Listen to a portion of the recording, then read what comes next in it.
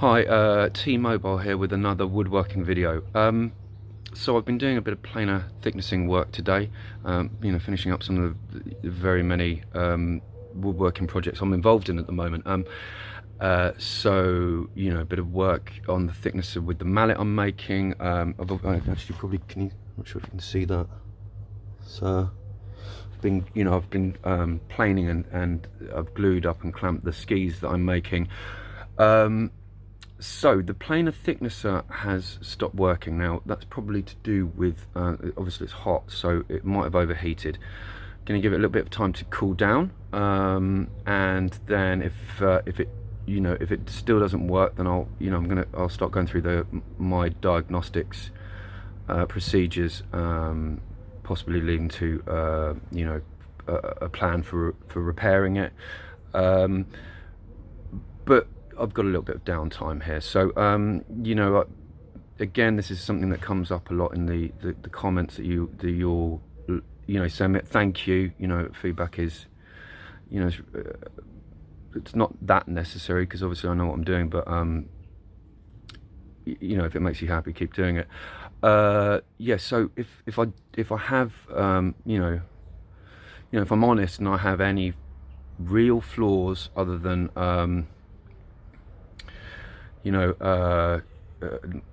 my commitment to the truth, or my refusal to be bullied about, or can't really think of any other flaws apart from those. Yeah, if I've got any flaws apart from a refusal to let injustice go unchallenged, it's probably the fact that I don't spend enough time celebrating my achievements with you guys. So I thought I'd use this opportunity to take you through something that I made here, because I think this is instructive. It's not just an opportunity for us to celebrate some of my woodworking, but there's a broader point here that I'd like to make. So let's just have a little look at what we see here. Can you see that?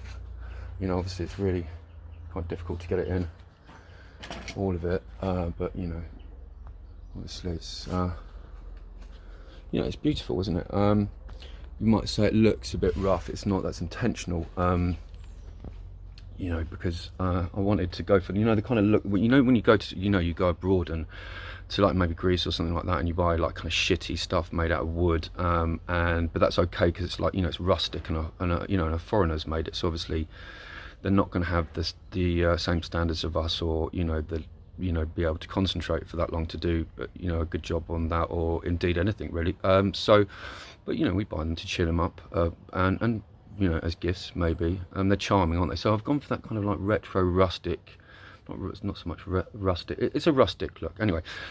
God, sorry. So yeah, I thought this is an instructive broader point. Let's just look at that piece again. So a lot of people, people constantly getting in touch saying, hey T-Mobile, what's your, what if you had to kind of pin down some of the personal skills that are most useful for a woodworker, what would they be? Obviously number one is safety. Number two, most important personal skill for a woodworker would be tools. Number three is commitment to the truth. Number four would probably be 4 or 5, friendliness or pragmatism. And I think what we see here is an example of my pragmatism. So it's really important that as woodworkers, we don't get too caught up in what we're making, and we are open-minded, and we see opportunity for change and constant innovation. So what I've done, I spent ages making this. Now that was meant to be, let's have a look at it again. So that was initially, I built that as a sentry box, and can you see that? Yeah.